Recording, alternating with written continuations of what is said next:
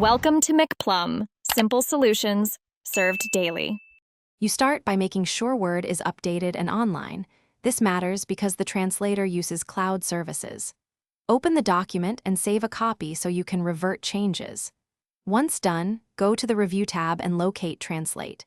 You're not installing extra software. Word's built-in translator appears here.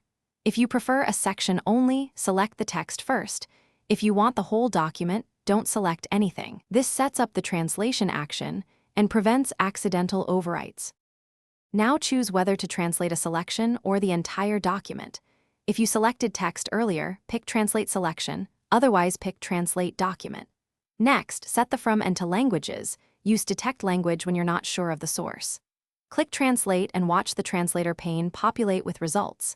Make sure to read the preview. Machine translation can change tone or formatting, so confirm headings, numbers, and names.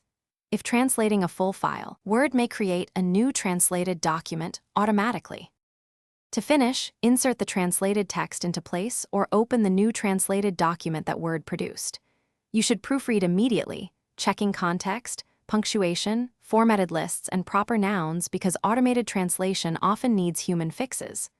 Once you're satisfied, save the translated version and keep your backup.